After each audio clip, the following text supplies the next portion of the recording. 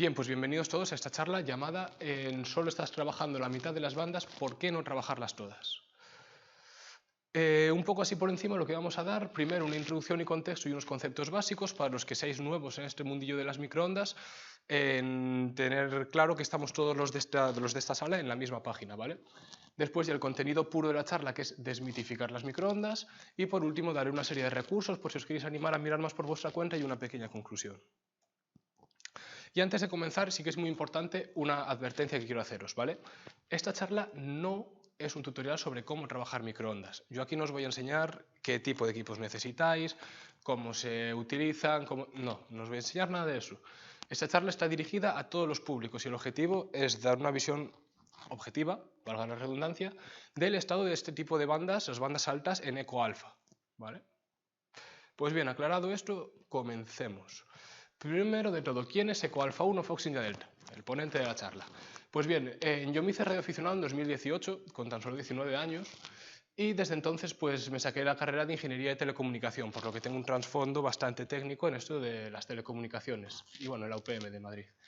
Después acabé sacándome la ingeniería cuántica en la Universidad CTH de Zúrich y durante estas épocas fui socio tanto del Eco Alfa 4 Romeo Charlie Tango como del Hotel Bravo 9 Zulu Zulu. Y ya hablando un poquito más del presente, actualmente soy investigador en el CERN, en Ginebra, y miembro del radio club de allí, el Foxtrot 6 Kilo Alfa Romeo. Bien, pues ¿qué es esto del título de la charla de solo estás trabajando en la mitad de las bandas? Analicémoslo un poquito. ¿Qué es esto de la mitad? Vale. Reconozco que un poquito de mentira sí que es, ¿vale? Esto está orientado sobre todo a la gente que trabaja HF. Pongo aquí al lado, no se mira muy bien, pero la lista de todas las bandas para radioaficionados en España, sacado de la web de URE, y como podéis observar, para HF hay 9 bandas y para microondas existen otras 9 bandas destinadas al uso por radioaficionados. Por tanto, la gente que se dedica solo a HF, que es la gran mayoría en nuestro país, efectivamente solo está trabajando la mitad de las bandas que podría llegar a trabajar si se dedicara también a las microondas. Entonces, bueno, ¿por qué no trabajarlas todas? Bien, situación actual. Yo hace tiempo quise contactar con radioaficionados que trabajaran bandas de microondas y el primer lugar donde me dio por intentar encontrarlos, por buscar, fue en la web de URE. Primero me fui a la sección de concursos y me encontré que en 2021 solo 3 personas participaron en concursos de microondas. En 2022 absolutamente nadie y en 2023 tampoco. Bastante preocupante este dato. Y ya si nos vamos a la sección de diplomas, encontramos que en el TTLOG, del diploma más famoso aquí en EcoAlfa, solo 7 personas en toda la historia consiguieron el diploma en esta categoría, en categoría de bandas altas. Y el Locatorea, nunca nadie en la historia consiguió sacárselo en bandas de microondas. Entonces, bueno, esto nos lleva a pensar, ¿de verdad existen los microonderos o son los padres? O sea, ¿están de verdad ahí? Pues bien, a partir de entonces fui capaz de contactar con mucha más gente que trabaja esto de las microondas, meterme en que si algún grupo de Telegram, que si algunas comunidades pequeñas de gente que trabaja bandas altas, y decidí pasarles como es habitual en mí, una pequeña encuesta para poner resultados aquí. Entonces, esta encuesta hecha a solo radioaficionados de microondas en EcoAlfa y alguno de Charlie Tango, creo recordar, nos muestra que números de QSOs al año es bastante bajo, hay muchos que no tienen ningún QSO al año, y bueno, la mediana está entre 4 y 10, que comparado con HF pues es un número muy bajo, y participación en eventos, tanto concursos como diplomas, la gran mayoría, casi el 80%, en el último año no participó en nada. En conclusión de esto, sí que hay operadores de microondas, ¿vale? Al contrario que como podíamos mirar en la web de URE, no aparece nadie, pero es porque no participan en este tipo de eventos, pero claro, no son tan participativos, principalmente porque los que hay actualmente tienen un perfil más técnico y lo que les gusta de las microondas es más el cacharreo y más ese tipo de cosas, lo cual no indica que no existe la oportunidad de hacer diplomas y concursos como acabamos de enseñar. Entonces, bueno, otra cosa que quería mencionar en esto de situación actual es que no nos encaja en general los que trabajamos microondas el tema del cátaro Oscar 100. El cátaro Oscar 100 tiene muchísimos operadores en todo EcoAlfa. Y gracias a él se democratizaron los equipos de microondas. Antes eran muy caros, muy complicados de montar y daban mucho miedo. Y hoy día pues todo el mundo tiene en la cabeza que el cátaro Oscar 100 lo trabaja cualquiera. Te compras el transversor, lo enchufas y pones la parabólica y ya está. Entonces, claro, eso nos hace que nos surja una pregunta, que es si sobre el papel el cátaro Oscar 100 y las microondas terrestres son tan parecidos, porque al final son mismas bandas, mismos equipos, mismas antenas, ¿Por qué tiene tan buena fama el Cat-Oscar 100 y tan mala fama actualmente las microondas en ecoalfa? Entonces, bueno, objetivo de esa charla. Así resumidamente, si ya trabajas el Cat-Oscar 100, animarte a dar el salto a las microondas. Y si todavía no trabajas el Cat-Oscar 100, pues lo mismo en otro color, animarte a dar el salto a las microondas. Así que dicho esto, comencemos ya con los conceptos básicos. Primero, definición, básico, para que todos nos aclaremos. ¿Qué son las microondas? Pues bueno, las microondas están definidas como radio, ¿vale? Ondas de radio entre 1 GHz y 3000 GHz. Abro un pequeño paréntesis y es que en las diapositivas de antes yo no incluí la banda de 23 centímetros en microondas. Y es simplemente porque NURE oficialmente la reconoce como una banda aparte, no la mete dentro de bandas altas. Entonces, bueno, por ser consistente con cómo funciona en ecoalfa, yo tampoco decidí meterla, pero la definición oficial a nivel internacional es de 1 GHz para adelante. Después hay dos cosas que diferencian este tipo de bandas así más altas del resto. La primera es que al subir mucho la frecuencia, también suben las pérdidas. Si uno resuelve la ecuación de Hedmond para materiales dispersivos, materiales con pérdidas, conductores que no son perfectos, se da cuenta que todo ese tipo de imperfecciones escalan o bien con la frecuencia o bien con la raíz cuadrada de la frecuencia. Entonces, según la frecuencia se hace mayor, mayor, mayor, las pérdidas también se hacen mucho más grandes. Y por tanto, equipos a los que estamos acostumbrados, como componentes discretos, ciertos coaxiales, ciertos conectores, a esta frecuencia deja de funcionar. Y la otra cosa es que al subir mucho la frecuencia también baja la longitud de onda, ¿vale? Son inversamente proporcionales. Entonces dejan de ser prácticos muchos tipos de antena. ¿Qué quiero decir con que dejan de ser prácticos? Porque, pues que bueno, tú en 10 GHz te puedes construir una Yagi, ¿vale? Nadie te lo va a impedir. Tú te puedes hacer una Yagi así chiquitita de 3 centímetros, tal, perfecto. Pero ¿qué pasa? Necesitas unas tolerancias muy bajas, una precisión muy, muy alta. Y más que nada, este tipo de frecuencias existe otro tipo de antenas que ofrecen mismas características o mejores y son mucho más sencillos de fabricar. Entonces, bueno, pasemos a hablar un poco de las bandas. Y aquí yo lo expreso con emoticonos porque es la forma más visual. Tenemos por primero banda de 2,3, 5,7 y 10 que tienen emoticonos sonrientes, 24 se empieza a complicar y las temidas ondas milimétricas. Antes de empezar a hablar de forma un poco más concreta cómo funciona cada una de las bandas, aquí tenéis otro resultado de la encuesta que hice de la gente qué bandas trabaja en España. Pues miramos una tendencia prácticamente exponencial negativa, cuanta mayor frecuencia, menos gente y trabajándola, porque generalmente suele ser más complicado, pero destacan dos picos, un pico en 2,3 y otro en 10 GHz, que 10 GHz directamente el 100% de los encuestados tiene equipos para esta banda. Voy a explicar por qué.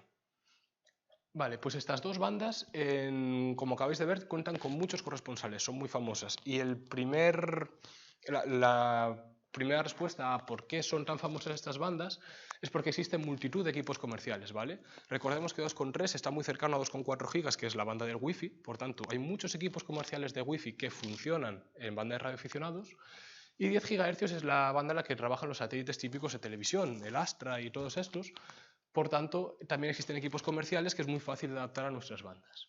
Además, por esto mismo, pues la industria se desarrolló mucho más rápido en esas frecuencias y es fácil encontrar equipos de mucha potencia, equipos mucho más baratos porque está mucho más democratizado y además a nivel de propagación es posible hacer QSOs sin misión directa de forma muy muy sencilla, ¿vale? Más adelante, según subimos de frecuencia, todo esto se empieza a complicar más. Pero lo típico de necesitas visión punto a punto, irte al monte, tal, en estas bandas eso no existe. Es muy sencillo, de verdad, tanto en 2,3 como en 10 GHz, hacer QSOs estando a cientos de kilómetros de distancia, incluso con montes por el medio. Más tarde hablaremos en detalle de ello. Bueno, tampoco requieren apuntamiento preciso porque su longitud de onda aún es bastante larga para ser microondas.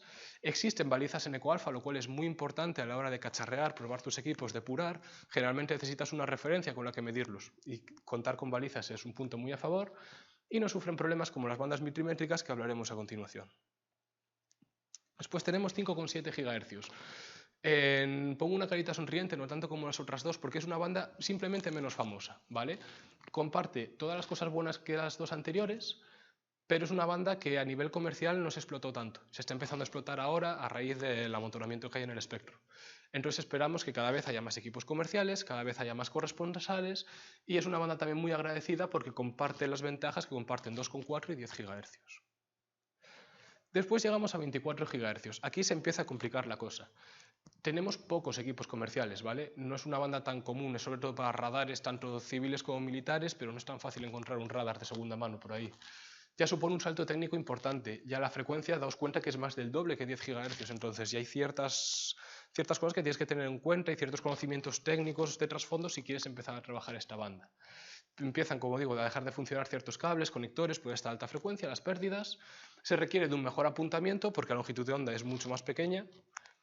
Y aquí ya tenemos un elemento muy importante que es la atenuación por gases, atenuación por lluvia. Aquí la propagación ya es muy complicada, ¿vale? No es la peor, las peores son las ondas milimétricas, pero ya empiezas a notar cosas que las otras bandas no notas.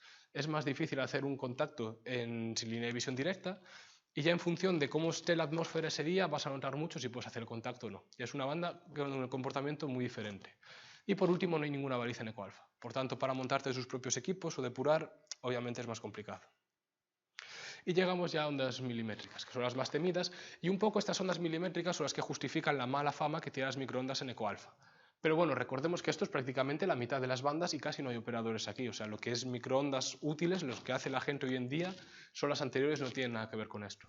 Pero bueno, así por pasar un poco por encima, ya son muy técnicas, son frecuencias muy altas, las cosas se complican mucho, necesitas mucha precisión para fabricar todos tus equipos y además son muy poco agradecidas en tema de propagación, ¿vale? Aquí enseño un pequeño gráfico donde se mira la propagación a distintos niveles de lluvia en el eje X y en el eje Y la atenuación para distintas bandas de frecuencia.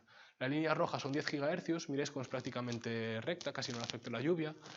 24 GHz es la naranja, que es lo que comentaba antes, ya se empieza a notar esta pendiente hacia abajo de que la lluvia le empieza a afectar más y ya en bandas milimétricas cae en picado. Ya nada que tengas lluvia en el medio, la señal no es capaz de atravesar las gotas de agua. Bien, pues pasemos a hablar un poco de las propagaciones y aquí es donde empieza a estar la cosa divertida. Primera de todos, que es la que quiero mencionar, la que todos conocemos, visión directa, ¿vale? Todo el mundo tranquilo. Tenemos dos antenas, visión directa entre ellas, pues se mira en la imagen y nada, pues simplemente si visión directa, el contacto es casi 100% seguro que vas a ser capaz de hacerlo si no te falla uno de los equipos. Hay webs como la que pongo ahí abajo, mac.microwaves.es, que permite mirar el perfil de elevación que hay entre los dos corresponsales para asegurar que tienes esta visión directa y ya tiene en cuenta la curvatura de la Tierra. Entonces, bueno, pues se mira con quién quieres hablar, buscáis un sitio, os vais un día y ese contacto es el más fácil de hacer de todos. Luego tenemos dispersión por lluvia, ¿vale? Y le pongo una coronita porque es sin duda de los favoritos entre los que trabajan los microondas. Dispersión por lluvia, ¿qué es? Pues bueno, los que trabajéis V y UHF es muy parecido al tropo. Al final se basa en, como se muestra en la imagen de aquí, en que si tú tienes los dos corresponsales y una tormenta en medio, esta tormenta hace que la onda en bandas de microondas se difracte. Entonces, en vez de seguir una propagación recta, atravesar la atmósfera y perderse en el espacio, el haz se curva. Y al curvarse llega hasta el otro corresponsal.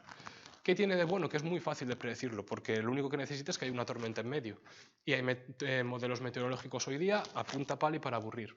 Entonces tú miras el tiempo a 7 días, miras en qué lugar puede haber una tormenta por medio y de verdad que es súper fácil. No es como a veces que en tropo es solo en ciertas épocas del año, se tienen que alinear un poco las estrellas para conseguir el contacto. No.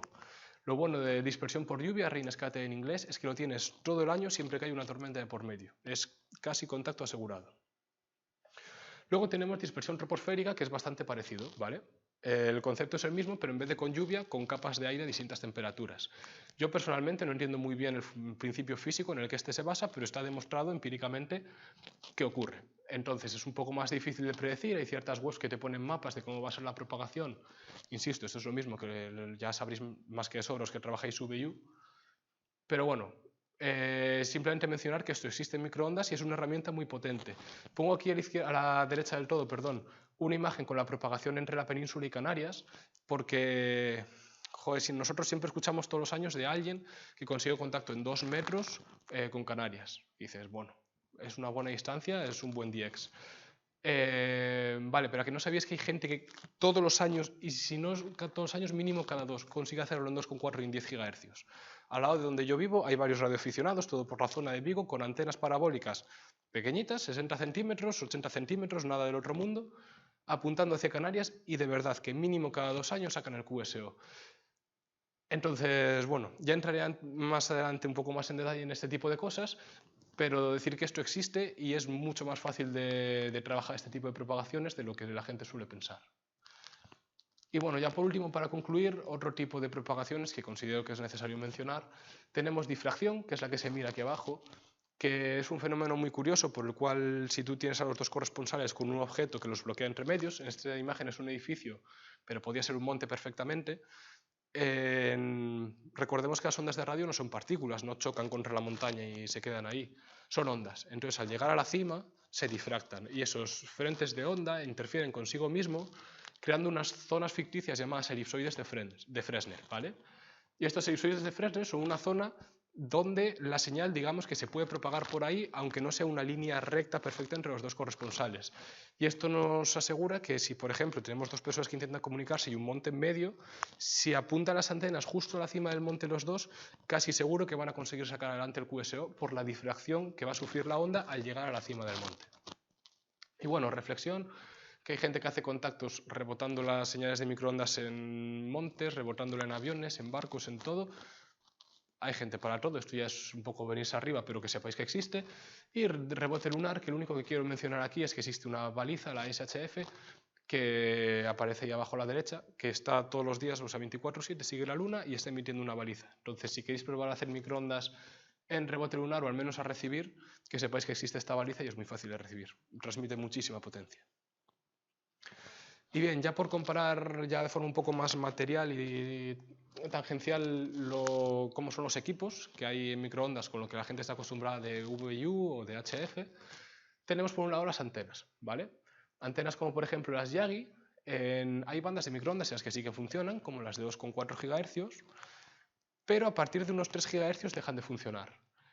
Y a partir de 3 GHz se utilizan estos dos tipos de antenas, ¿vale? Que se llaman parches, que son dos conductores con un dieléctrico en medio, parecido al concepto de un condensador, pero con unas longitudes que lo hacen resonante a la frecuencia que nos interesa, y bocinas, que bueno, pues se explica solo, tiene una forma de bocina, es metálica, y por ahí sale la señal, y son el tipo de antenas que se suelen utilizar en este tipo de bandas. Líneas de transmisión, pues bueno, tenemos coaxiales, que a ver, todo el mundo sabe que este coaxial de aquí abajo es peor que el de arriba y el de abajo se recomienda solo hasta VHF y para U ya te pide utilizar otro tipo de coaxiales. Pues pasa un poco lo mismo en las microondas, para 2,4 hay ciertos coaxiales que te van a servir, incluso para 5,7 a veces, pero a partir de 8 GHz ya es difícil encontrar un coaxial que te sirva. Entonces se suelen utilizar guías de onda, que bueno, las de la derecha por ejemplo es directamente una tubería metálica por donde se propaga la señal. A la izquierda es una guía de onda fabricada en un circuito impreso, pero bueno, viene a ser lo mismo. Y abajo pues tenemos coaxiales de alta frecuencia, que son coaxiales con conectores especiales, dieléctricos especiales, pensados para aguantar hasta, por ejemplo, 24 GHz. De todos modos, esto bueno, no es importante, yo dije que no iba a entrar muy al detalle, pero simplemente que os suene, para los que sois más novatos, que, bueno, que este tipo de cosas existen. Y bueno, por último tenemos también los filtros, que sabemos que normalmente pues para HF te lo puedes soldar tú, te compras tus condensadores, tus cacharritos y te lo haces. Y esto puede funcionar hasta 2,4, incluso 2,7, pero a partir de unos 6 GHz empiezan a fallar y en microondas se utilizan cavidades resonantes, como las que se muestran ahí arriba, o estructuras en PCB que suelen ser también resonantes, pero planas, en circuito impreso. Los que trabajéis en HF con muy alta potencia probablemente también conozcáis lo de las cavidades resonantes, no es nada nuevo. Entonces, bueno, tenemos además también ya amplificadores y radios, pero aquí no me meto en detalle porque básicamente son los mismos. O sea, la estructura de un amplificador y la topología que tiene un amplificador con el transistor polarizado, etcétera, es la misma para HF que para microondas, no cambia nada. Y radios igual, porque no hay una radio específica para microondas. Los microonderos utilizamos en radios de igual 2 metros, 70 centímetros, cualquier, por ejemplo aquí una Yaesu, cualquier cosa, o incluso un SDR que transmita, y con un transversor lo convertimos a la frecuencia que queremos, pero las radios en sí son las mismas. Entonces, bueno, con esto quiero indicar un poco que los elementos del sistema HF o VU y los elementos de un sistema de microondas son los mismos, lo que cambia es un poco la forma que tienen, porque a esta frecuencia ciertas cosas fallan y hay que empezar a cambiar cositas. Después, ¿son las microondas tan distintas al resto de bandas? Pues vamos a comprobarlo. Comprobemos, vamos a la sección de desmitificar las microondas y comprobar si efectivamente son tan distintas a lo que estamos acostumbrados. Bien, pues desmitificar las microondas, voy a ir punto por punto intentando hablar de los conceptos que tiene la gente en EcoAlfa cuando se habla de microondas y vamos a estudiar si son verdad o si son mentira. Vale, yo voy a intentar hacerlo de forma objetiva, si hay alguna de estas bulos, entre comillas, alguna cosa que se suele decir de las microondas que sea verdad, pues hay que reconocerlo, ¿vale? El objetivo de esta charla es ser objetivo y dar una visión a la gente del panorama actual, Porque es verdad que hace 30 años, hace 20 años que no teníamos wifi, que casi no había satélites, las microondas eran un mundo muy oscuro. Y lo que no es justo es que esa fama la sigan arrastrando hasta el día de hoy, cuando la tecnología ha evolucionado un montón. Entonces, bueno, vayamos punto por punto. Primero de todo, las microondas son caras, ¿vale? De las cosas que más se escuchan. Vale, pongo esta tabla de aquí, que me la cedió muy amablemente Alex Eco Alfa 4 Bravo Foxtrot Kilo, con un poco distintos kits o distintas formas de montarte un equipo para microondas para distintas bandas. Te pone aquí desde 1296 hasta 10 GHz. Entonces, basándonos en esta tabla y en los equipos que aquí aparecen, esto luego las diapositivas están subidas por si queréis revisarlo, pues propongo 3 configuraciones distintas en función de nuestro presupuesto para banda de 2,3 GB y luego para 10 GHz, ¿vale? Porque esto pasa como en HF, o sea, tú puedes montarte una superestación de la leche con 200 Yagis en array, no sé qué, amplificador y tal, o puedes llevarte una radio al monte con un dipol. Pues para ser justos vamos a también comparar lo que sea de lo más barato con equipos de máximo nivel. Lo más barato pues sería una parabólica que pongo 20 euros por poner algo, amplificador wifi, el mezclador con un oscilador, un filtro de wifi y un SDR. Total, 135 euros. En mi opinión no es tanto. Pero bueno, ya cada uno que juzgue. Después, equipos normales, pues ya sería utilizar equipos de los que aparecen en la tabla anterior con algún transversor y nos saldría más o menos, utilizando un producto SDR, en unos 480, pongamos 500 euros. Y ya equipos de máximo nivel pongo 2 tablas porque, bueno, sabéis que hace poco salió el ICOM, el IC905, que es muy caro, ¿vale? Y generalmente los microonderos no tenemos necesidad de acudir a ese tipo de equipos. No es que digas, es que es la leche y todo el mundo tiene que tenerlo. No, hay otras opciones mucho más baratas. Entonces, y te ofrecen prácticamente las mismas especificaciones, no es que sea muy superior al resto. Entonces, bueno, de máximo nivel, pues comparo arriba una configuración que se basa en el ICOM de unos 4.000 euros y abajo sería utilizando ya un transceptor mucho más profesional que te saca mucha más potencia, que tiene mucho menos ruido y nos saldría por unos 1.265 euros. Y si pasamos ya a los 10 GHz, lo más barato, pongo un asterisco porque voy a desarrollarlo ahora un poco a continuación, pero sería utilizar unos módulos llamados HB100 y un LNB de satélite, que ahora explicamos un poco lo que es, y conseguimos trabajar banda de 10 euros con banda de 10 GHz, perdón, con 65 euros. Y esto yo lo tengo hecho, o sea, no es nada del otro mundo, ni es que digas, se está columpiando, no. O sea, los 65 euros son reales porque esta tabla la hice hace un par de días y los precios están sacados a Amazon en su mayoría, y yo con esto tengo hecho QSOs, o sea, no es nada del otro mundo. Después, equipos normales ya sería con un transversor profesional, como los que aparecen en la tabla de antes, y un oscilador, y utilizando una Yaesu de segunda mano, porque nos vale cualquier radio que tenga banda lateral, unos 550 euros, parecido al caso de 2,3 GB, y equipos de máximo nivel tenemos otra vez la ICOM de otros 4.000 euros, y acogiendo un transversor un poco mejor, pues nos ascendería a una configuración de 1.500. Entonces, bueno, ahora hablo del Wombo Combo, ¿vale? Lo que mencioné antes del LNB más SDR. Y si os dijera que podéis tener un SDR, ¿vale? Todos sabéis lo que es un SDR, llegamos a este punto, que funciona en 9,75 a 11,25 GHz, plug and play, que no tienes que configurar nada, que tú lo enchufas y listo, no tienes ni que soldar, por solo 20 euros. Igual esto de las microondas no es tan caro ni difícil, ¿no? Pues bueno, el SDR se basa en esta configuración, es coger un LNB. El LNB es el cacharro que tiene las parabólicas para recibir el satélite de televisión. Los hay a patadas, los encuentras en Wallapop por 5 euros, nuevos en el Leroy Merlin por 15 o en Amazon o donde sea, y si no, es la basura, también se sacan. Y lo único que tienes que ponerle es un inyector de continuo para alimentarlo, que también se puede comprar en el Express, cuesta 5 euros, y un cable al SDR y listo. Y ese cacharro, el NNB, te va a bajar 10 GHz a un rango que puedes mirar en tu ordenador con el SDR. Entonces, bueno, aquí pongo un par de imágenes más. Tenéis a la derecha la paellera con el NNB, que lo podéis sacar hasta el punto limpio más cercano. O sea, pongo 20 euros por poner algo, pero probablemente sea gratis. Y aquí tenéis el inyector de continuo con el que se alimenta 12 voltios y el SDR. Entonces, ¿qué podéis hacer con esto? Recibir, ¿vale? Esta configuración no sirve para transmitir, pero sirve para recibir, como pongo aquí, radioafición de tierra en banda de 10 microondas, de 10 GHz. En satélites en banda KU, balizas de 10 GHz, el catálogo SCAR 100, por supuesto. Nos sirve para hacer experimentación e incluso sirve para recibir rebote lunar, ¿vale? Son tan sensibles los LNBs que hay hoy día en el mercado que si cogéis la parabólica, una parabólica cualquiera, no os hace falta una muy grande, una cualquiera, y la apuntáis a la luna cuando haya alguien haciendo contactos, es muy fácil recibir QSOs en banda de 10 GHz. Bueno, pongo aquí, ojo, porque los LNBs con PLL admiten mod para referenciar las señales disciplinadas por GPS. ¿Vale? Esta es una cosa un poco más avanzada, pero si queréis una recepción todavía mejor, es importante que compréis un LNB que funciona con tecnología PLL, ¿vale? Si buscáis en Google o en foros esto de PLL, os va a salir una buena lista. Si no, más al final de la charla os digo un poco qué modelos utilizo yo y cuáles se suelen comprar para esto. Y también los puedes pongo ahí modificarlos para meterle una señal por GPS y que sea todavía más estable en frecuencia. Pero bueno, esto ya si os queréis meter de lleno en el tema. Y ahora voy a hablar un poco del Baofeng de las microondas. Si os acordáis, antes ponía el NNB y el HB100. ¿Qué es esto del HB100? Bueno, el Baofeng de las microondas yo creo que se explica por sí solo, ¿vale? Es un cacharro que te permite hacer microondas a un coste muy reducido, pero las funcionalidades que te ofrece son las que son. No puedes tener una radio de la leche por este precio. Vale, pues el HB100 es un módulo de radar que se vende en AliExpress por 1,80, o sea, ya miréis que es un precio negligible del todo, súper barato y súper versátil, ¿vale? Hay una comunidad muy grande detrás de utilizar el HB100 para radioafición y hay gente que está haciendo vídeo analógico, vídeo digital con el HB100 y contactos de larga distancia, o sea, se consiguieron bastantes veces, además, más de 200 kilómetros utilizando solo el HB100 con un LNB. Es decir, en total, con la configuración que puse antes de 65 euros, hay gente haciendo en contactos de más de 200 kilómetros en 10 GHz. Que a mí, yo cuando lo miré por primera vez me volvió loco y dije, ¿en serio esto existe? Y no lo conocía.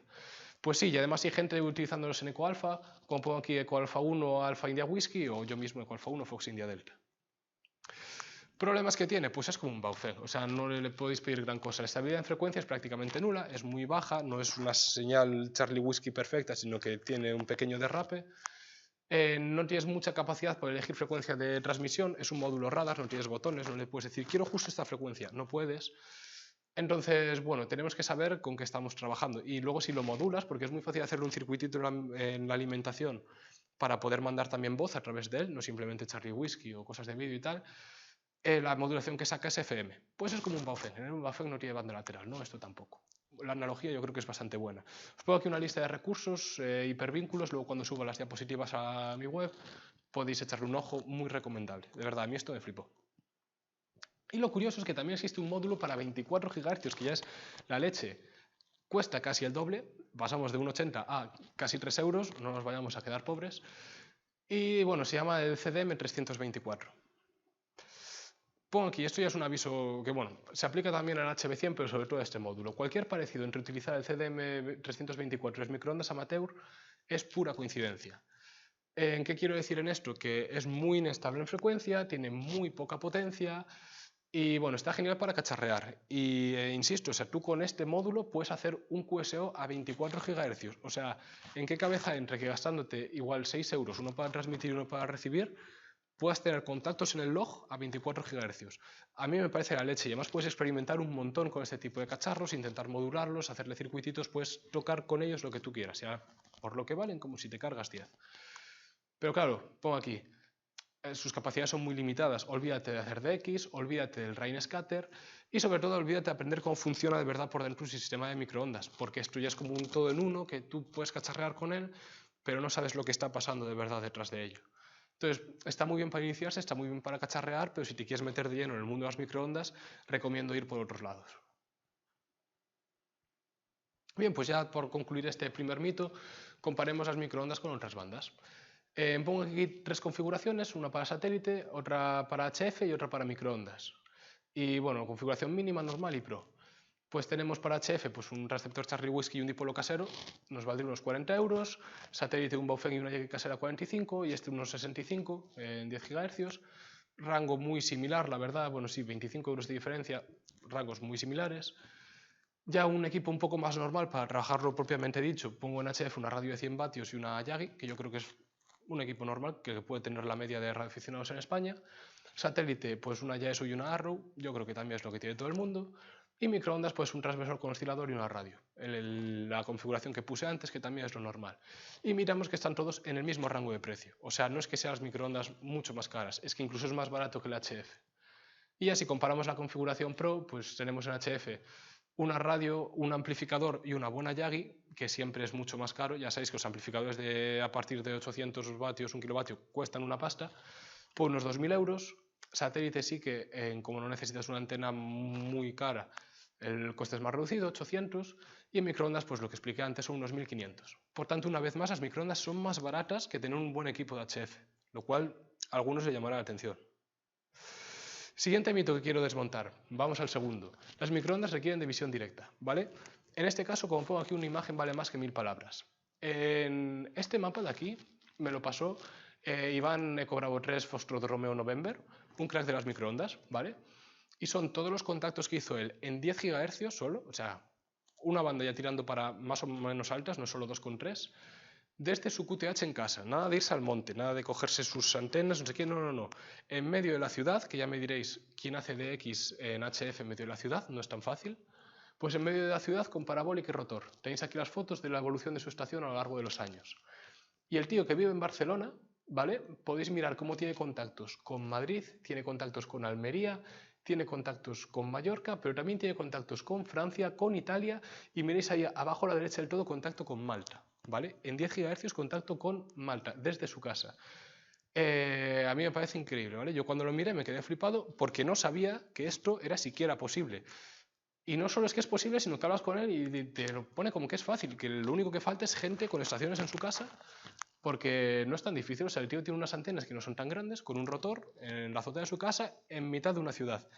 Y aún así consigue este tipo de contactos. ¿Cómo se consiguen? Pues bueno, juntando todo lo que comenté antes. Tenemos la propagación por difracción, que sobre todo cuando hace contactos con gente igual de Valencia, Alicante o zonas de por aquí, si no es por Rain-Scatter, es por difracción. Cuando hay algún monte en medio apuntan a la cima, la onda se difracta al pasar por ahí y aunque no tengas visión directa, cada uno desde la QTH, desde su propia casa, es capaz de hacer el contacto. Tenemos Rain-Scatter, que es sobre todo para contactos, por ejemplo, con Madrid. En Madrid sí que es mayor la distancia, en zonas de Italia, incluso yo que sé, Almería, donde ya sí que si tienes una tormenta de por medio te ayuda mucho a que la onda se curve y poder conseguir ese contacto. Y tenemos Tropo, en este caso Tropo Marina, como la que se utilizó para el contacto con Malta. Y una cosa que quiero decir, porque muchos me diréis, vale, son contactos muy espectaculares, pero tampoco son tantos. Vale. Si no hay más puntos en este mapa, no es por falta de propagación, porque ya miréis que desde Barcelona en 10 GHz se puede hacer Madrid, se puede hacer Almería, se puede hacer Malta, se puede hacer de todo.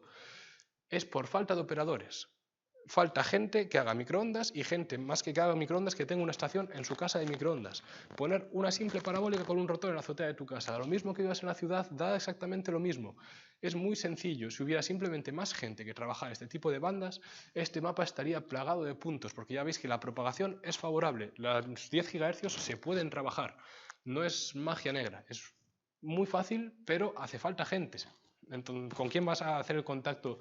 Igual, por ejemplo, en Bilbao o en zonas así donde no tiene puntos. Igual simplemente porque no hay ningún operador de microondas en esa zona. Y bueno, aquí un poco la encuesta que le pasé a la gente que sí que opera microondas en EcoAlfa, preguntando sobre si tenía estación fija en su QTH. Miramos que la gran mayoría tiene tanto transmisor como recepción, aunque hay algunos que solo tienen recepción, porque bueno, es lo más sencillo, ¿no? Como comenté antes con un LNB de satélites, relativamente fácil conseguir una estación fija de solo recepción de microondas. Bien, pues ya pasamos a, creo que es el penúltimo de los mitos, que es que las microondas son complicadas, ¿vale? Y ahora voy a ir punto por punto comparando microondas con HF de la manera más objetiva, con mi trasfondo técnico posible, para mirar cuáles son más complicadas, ¿vale? Entonces, esta sección la divido en 3 subsecciones, porque claro, ¿qué esto de complicado en qué lo mides? O cómo dices esto es complicado y esto no es complicado, depende a qué te refieras. Si te metes muy profundo en un tema siempre va a ser complicado. Entonces lo divido en subsecciones que son equipos de fabricación casera, equipos de esquemas por bloques y plug and play. Entonces, comenzando por fabricación casera, ¿vale? En las microondas tenemos 3 formas de hacer equipos de fabricación casera, que son equipos surplus, que es como se les llama a equipos de segunda mano, generalmente militares o de uso de operadoras telefónicas o algo así, que aparecen en mercadillos, aparecen en eBay, aparecen por sitios de segunda mano, y es fácil modificarlos o mirar cómo funcionan y sintonizarlos a bandas de radioaficionados, para así conseguir, pues eso, utilizarlos para nuestro bien, en nuestras bandas y en nuestra zona de frecuencia que se nos corresponde. Luego tenemos diseño propio, pues como bien indica el nombre, es diseñar tus equipos desde cero. Y por último, mods, que la diferencia entre mods y equipos de surplus es que mods generalmente se refiere a equipos comerciales nuevos, como pueden ser wifi, satélites, etcétera, modificarlos para que funcionen en bandas de radio aficionado. Y en HF tenemos diseño propio, pues que viene a ser lo mismo, hacer todo tú desde cero, y QRP. O sea, QRP lo meto muy ligado a diseño propio porque creo que estáis todos de acuerdo que a la gente del QRP le gusta mucho montárselos ellos. O sea, la gracia del QRP no es comprarte una radio de 5 vatios, sino buscarte un diseño y soldártelo tú, o incluso ser capaz de diseñar tú tu propia radio que emita poca potencia y gracias a esa radio que te hiciste tú mismo participar en la categoría QRP en concursos o mirar hasta dónde eres capaz de llegar. Entonces, bueno, por compararlos, depende, lo que quiero decir ahora mismo es que depende mucho de tu trasfondo cuál va a ser más complicado para ti. A mí personalmente, que tengo un trasfondo más técnico, las microondas no me parecen tan complicadas, porque yo entiendo cómo funcionan las ondas electromagnéticas, entiendo cómo funcionan las resonancias, y para mí hacer diseño propio en bandas de microondas es relativamente sencillo. Pero a mí me pones este pedazo esquemático de un de un transmisor de radio en HF y literalmente yo no sé por dónde empezar. O sea, a mí me dices, me das 4 transistores, 4 resistencias y me dices, haz un AGC, haz un limitador, haz un mezclador. A mí son cosas que me superan y yo sinceramente admiro un montón a la gente que es capaz de hacerlo porque yo no sé ni controlar la impedancia de cada línea, ni la tensión que tienes que tener, las potencias que te llegan. A mí me parece muy complicado y yo personalmente creo que necesitas también muchos años de conocimiento y de experiencia para ser capaz de diseñar tus propios circuitos de HF, al igual que los necesitas para microondas, ¿vale? Pero lo que quiero decir con esto es que no es que sean las microondas más difíciles que el HF por un motivo en concreto. Depende del trasfondo de cada uno, depende de la experiencia que tenga cada uno y no por ello simplemente son distintas, ¿vale? Tú lo que necesitas para una y para otra es algo diferente, pero no por ello es más complicado una que la otra. Entonces pongo aquí que están igualados. Hago una pequeña nota, que es que a partir de cierta frecuencia, son las ondas milimétricas, ya sí que necesitas saber mucho de microondas, necesitas tener un conocimiento muy extenso de las telecomunicaciones, como para saber lo que estás haciendo y que te funcione, ¿vale? Aquí ya pueden fallar muchas cosas. Pero en los microondas de las que estamos acostumbrados a trabajar de 2,3 gigas, 5,7, 10 gigahercios, incluso 24, la complejidad es la misma que montarte tu propio cacharro de HF y vas a tener que estudiar lo mismo y vas a tener que practicar lo mismo hasta que te funcione. No es un mundo mucho más complicado. Después, esquemas por bloques. Esquema por bloques le llamo a cuando tú te compras distintos aparatos, los conectas con cables, montarte un Lego, ¿no? Te pones el aparato, los conectas con un cable, lo enchufas y todo funciona. En HF esto es equivalente a, por ejemplo, cogerte una antena, cogerte un preamplificador como hay ahí, el coaxial, no sé qué, una radio, o ponerte la radio, ponerte un acoplador, ponerte un amplificador, ponerte un filtro de salida y ponerte una antena. Son bloques, tú compras los bloques, los conectas y listo. No te estás diseñando tú, soldando, haciendo los cálculos, no. Te los compras, los montas y listo. Entonces, y bueno, en microondas más de lo mismo. Tú compras tu radio, compras tu transversor, compras tu amplificador y la antena y lo conectas. ¿Qué pongo aquí? Esquemas por bloques igualados. ¿Por qué igualados? Porque al final la estructura de un sistema de telecomunicaciones es exactamente la misma, dando igual la banda en la que trabajes. Necesitas tu radio, necesitas tu multiplicador, tu transversor, tu amplificador de salida, tu preamplificador. Los bloques son los mismos. Da lo mismo que tú te compres un preamplificador para 144 MHz que para 10 gigas. Da lo mismo que quieras un amplificador de salida para HF que para 2,3. Es una caja negra que tú enchufas un cable y le sacas otro de salida. Entonces, complejidad, la misma. Y bastante fácil en los dos casos. Y por último tenemos el caso de equipos plug and play, ¿vale? Si miráis un poco la estructura, voy de más difícil a más fácil. Plug and play ya sería lo más sencillo de todo, que es coger un cacharro, enchufarle un cable y no tienes ni que pensar. Es una cosa que enchufas y funciona. Entonces, en microondas, bueno, vuelvo a mencionar la ICOM, pero es muy caro, es un recurso que no todo el mundo tiene. Entonces, el equivalente a plug and play en esto de las microondas sería un transversor todo en uno, ¿vale? Es una caja como esta que aparece aquí, que ya tiene incorporado el amplificador de salida, el preamplificador de entrada, el AGC, no sé qué, el transversor, todo en uno, ¿vale? Tú simplemente tienes que enchufarle por un lado la radio y por otro la antena. Y bueno, en HF pues tenemos cualquier radio de 100 vatios, ¿vale? Una radio que tenga incluso acoplador incluido, que tú le enchufas la antena y también te sirve para transmitir, no tiene mayor complicación. Pues bien, a primera vista parecen igual de complicados, por no decir que la complejidad es nula en los dos casos. Pero quiero hacer un pequeño hincapié aquí, y es qué pasa con las antenas, ¿vale? Porque las estamos como obviando un poco a lo largo de la presentación, ¿qué pasa con ellas? Bien, pues en el caso de las microondas, la antena es una simple parabólica, en muchos casos ya con una de 60-80 centímetros, no necesitas más, y si quieres ir un poco más serio, pues tira hasta 1 metro, metro y pico, pero más de eso ya es vicio y perversión. Y son unas antenas, las parabólicas, muy sencillas de montar. Necesitan encoder, eso sí, el encoder es un cacharrito que tú le conectas de forma mecánica al rotor y te da mucha más precisión de hacia dónde estás apuntando, ¿vale? Pero tampoco es nada del otro mundo.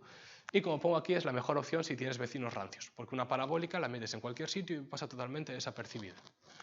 Y sin embargo en HF, pues la antena ya es complejo de montar. Y si quieres una estación decente de HF, da lo mismo que tu estación sea de fabricación casera o plug and play. Nadie te va a quitar el que tengas que cascarte una pedazo de antena de no sé cuántos metros en tu edificio. Y ni todo el mundo tiene esa posibilidad, ni todo el mundo tiene la habilidad mecánica para hacerlo bien, ni es una cosa tan sencilla. O sea, ya es una obra seria.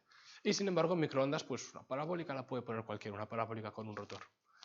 Entonces, dado que en Plug and Play lo que buscamos es la sencillez de montar la estación completa, este punto se lo doy a microondas, porque creo que es más fácil montarte una estación en condiciones Plug and Play de microondas que de HF.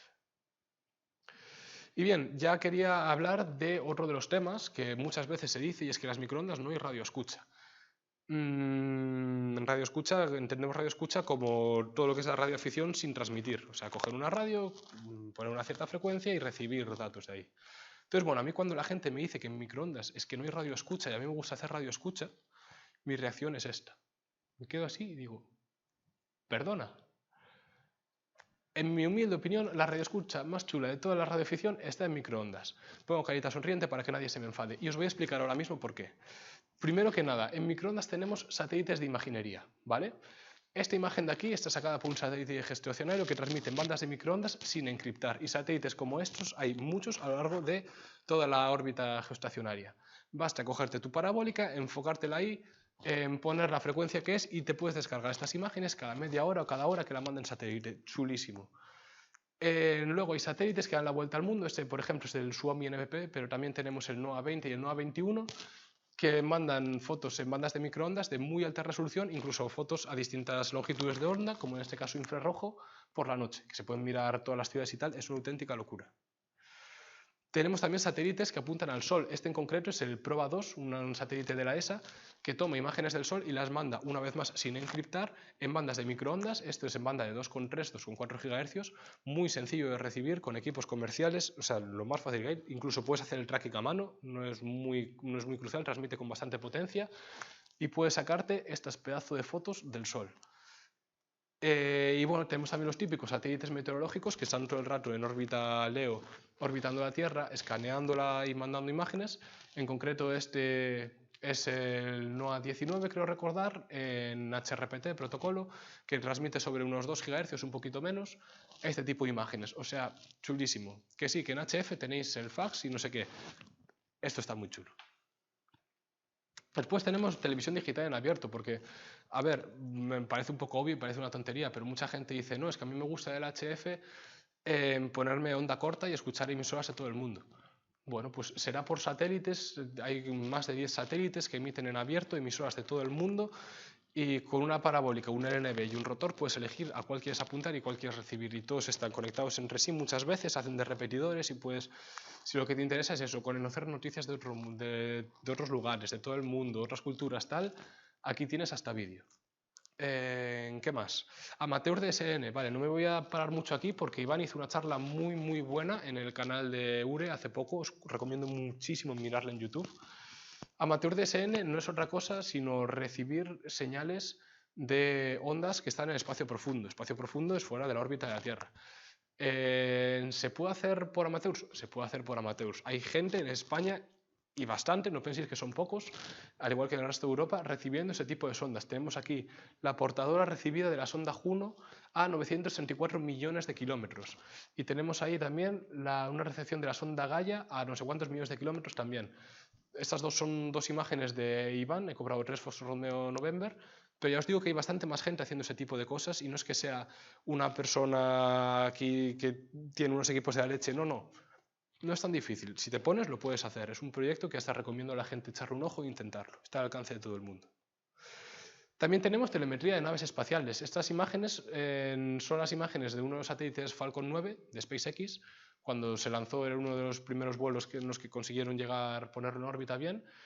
Y las imágenes que estaban mandando, bueno, más que imágenes, el vídeo en directo no estaba encriptado. Entonces los radioaficionados de todo el mundo, entre ellos Daniel Eco Alpha 4 Golf Papa Zulu, fueron capaces de coger la telemetría de las naves, de codificar el vídeo y sacar estos pedazos de imágenes en directo de la nave. Una auténtica locura. A Elon Musk no le gustó mucho esto y desde entonces están encriptados, pero bueno, están encriptados en concreto los de SpaceX. La ESA y cantidad de otras agencias espaciales lanzan sus naves generalmente sin encriptar, porque supone un coste adicional y tampoco es una información sensible. Entonces es muy fácil enterarse de lanzamientos de distintas naves espaciales a la órbita cuyos datos de telemetría no están encriptados y se pueden recibir cosas como esta. Y bueno, ya por concluir un poco, radares militares y de transporte. Lo pongo porque a mí me mola y tengo algo de experiencia en esto, sé que no es tan común, pero bueno, ya sabéis que tanto los militares como, pongo aquí de transporte, sería más de uso civil. Los aeropuertos, por ejemplo, tienen radares, el ILS, que funcionan en bandas de microondas. Los radares de la DGT funcionan muy cerquita de la banda de radioaficionados de 24 GHz en su mayoría. Y es muy fácil con ciertos equipos recibirlos con un SDR y analizar las señales que están utilizando estos radares. Lo cual tiene poca utilidad práctica, pero bueno, al final es radioescucha. Si os gusta esto de las radiocomunicaciones y descifrar señales y tal, está bastante interesante. Y ya, ahora sí que sí, la última cosa, el último mito que quiero comentar con vosotros, analizar un poco, es este de que las microondas no son útiles. No es como el HF de las microondas, es que eso no es agradecido, no es útil, no es tal. Entonces, a la gente que dice que las microondas no son útiles, le quiero preguntar, ¿qué significa útil para ti? Recordemos que es radioafición, es una afición, es un hobby. O sea, ¿en qué momento consideras que un hobby es útil para ti, te aporta algo y cuándo deja de serlo? Pues esto es una pregunta que cada uno tendrá una respuesta distinta. Entonces, si para ti útil significa experimentar y aprender la física subyacente detrás de los fenómenos que tú estás estudiando, las telecomunicaciones, ondas, etc., desde luego que las microondas son útiles y no solo eso, son muy útiles, porque a mayor frecuencia empiezas a experimentar ciertos fenómenos más extraños y si te interesa esto y quieres perseguir un conocimiento más científico y más físico detrás de lo que estás haciendo, las microondas, desde luego, cacharrear con ellas te pueden aportar mucho en este campo. Después, útil, hay gente que te va a decir, bueno, para mí útil es conocer y cacharrear con tecnologías actuales. Vale, el HF se creó en los años 30, 40 y el VHF un poco más adelante. Pero ya está, o sea, al final son tecnologías que entre comillas no evolucionaron más. Sí que tenemos modos digitales, SDRs y todo lo que quieras, pero lo que es la tecnología en sí, a nivel de industria, a nivel académico, no se utilizó mucho más, sí algo, pero muy poco en comparación con las bandas de microondas. Las bandas de microondas están a la orden del día. Todo lo que nos rodea en teléfonos, routers, wifi, ordenadores, tal, utilizan bandas de microondas. Entonces, si quieres cacharrar con lo que se está utilizando hoy en día y mirar tecnología estado del arte, son útiles las bandas de microondas. Después, comunicaciones de emergencia. Bueno, aquí en comunicaciones de emergencia pongo que pueden llegar a ser útiles. ¿Por qué? Porque hay gente a la que lo que le mola en esto de comunicaciones de emergencia con microondas es el despliegue de enlaces punto a punto para cuando hay una situación de emergencia poder tener un enlace, pues eso, de un lugar a otro, enlace fijo de mucho ancho de banda y poder transmitir gran cantidad de datos, poder transmitir vídeo, poder transmitir información que en otras bandas como en HF, donde solo es voz o mensajes, no puedes. Entonces, en España creo que no hay nadie o muy poca gente que se dedique a esto de las microondas en caso de situaciones de emergencia, pero que sepáis que esto existe y esto está desarrollado, hay mucho contenido en internet de gente de otros países que hace ese tipo de cosas, entonces pues supongo que sí que pueden llegar a ser útiles. Después, hacer comunidad o conocer gente. Pues sí que son útiles. Son muy útiles porque aunque tú no estés hablando directamente como con HF, que haces el contacto y ya hablas con la gente, o con VHF que te metes al repetidor local y conoces, es muy difícil hacer microondas uno solo y uno siempre acaba acudiendo a otra gente. Y además en la comunidad que hay actualmente en EcoAlpha de microonderos es gente muy abierta, gente que está buscando todo el rato que nuevas personas, nuevos operadores se metan a las bandas altas y gente muy dispuesta a ayudar. Entonces, al final siempre acabas entrando en esta comunidad, te acaban acogiendo, acabas conociendo gente nueva, oye, ¿tú cómo haces esto? Oye, intentamos este QSO este día, oye, tal. Entonces, a raíz de la técnica y de la experimentación y sobre todo del aprendizaje, es como acabas haciendo este tipo de comunidad, no tanto a partir del puro QSO o simplemente hablar por la radio. La gente que la utilidad la mide en número de QSOs. Pues le voy a decir, pueden llegar a ser útiles. Vamos a ver. Es una pregunta que cada uno tendrá una respuesta distinta para esto, pero ¿qué es más útil? ¿Hacer 50 QSOs en HF en una tarde o montarte un equipo de 10 GHz y conseguir un contacto como el que hizo Iván de Barcelona a Malta? Ya cada uno tendrá una respuesta distinta. A mí personalmente me parece mucho más satisfactorio el conseguir ese tipo de DIESC que simplemente un número alto de QSOs en un concurso o donde sea. O sea, para mí el hacer un contacto en 10 GHz de no sé cuántos cientos de kilómetros o con un sitio con el que no tengo visión directa y porque hay rain scatter ese día o hay tropo marina o cosas así, es el equivalente a HF como puede ser trabajar, pues yo qué sé, o Tristán da Cunha o algún sitio así de estos súper buscados. Entonces, bueno, sí que puede llegar a ser útil, pero en función de en qué valores tú, en cuánto valor tiene un QSO para ti. Si lo que buscas es el valor por QSO, pueden llegar a ser muy útiles porque tienes QSOs de valores muy, muy altos, pero si simplemente buscas el número, no va a ser, no por falta de propagación, sino por falta de operadores. Si no hay mucha gente que trabaje estas bandas, obviamente el número de QSOs va a ser más bajo. Y ya por último, la gente que utiliza la radioafición como medio para conocer gente de todo el mundo. Pues mira, aquí hay que ser sincero, o sea, son inútiles. O sea, tú con un microondas no vas a hablar con un tío de Australia, no vas a hablar con un tío de Chile. No vas a hablar por bandas de microondas, ¿vale? Por eso pongo aquí este asterisco. Al final la comunidad de microondas hace mucha piña entre distintos países y siempre que si por Twitter, que si por revistas, que si por tal, acaba surgiendo el... Ah, mira lo que hicieron los alemanes. Ah, mira, los australianos estos consiguieron un contacto de tal. Ah, mira, ahora hay un concurso entre los ingleses de no sé qué. Y acaba habiendo interacción, acabas conociendo gente. Entonces, bueno, pero pongo aquí que son inútiles porque no es lo mismo que en HF. Y aquí sí que tiene la HF este tipo de ventajas, que tú enchufas la radio y puedes hablar con alguien de cualquier lugar del mundo en cualquier instante. Las microondas obviamente eso no te lo van a dar. Y bueno, ya para concluir, si de verdad os convencía echarle un ojo a esto de las microondas, si os mola, si conseguí cambiar un poco vuestra concepción de cómo son las bandas altas en pleno 2023, que era un poco la intención de la charla, os pongo aquí una serie de recursos que podéis buscar. Tenéis la web de MicroWappers, que es la comunidad de microondas, yo creo que la más grande que hay ahora mismo en España. Es un modo de blog, pero tiene también recursos interactivos y es muy útil, tiene mucha información. Luego el Micromeet en Guadarrama es canal de YouTube donde, bueno, todos los años para los que no lo conozcáis, se hace una reunión en Guadarrama. Este año es, no sé si el 7 de febrero o algo así, creo, bueno, a principios de febrero era.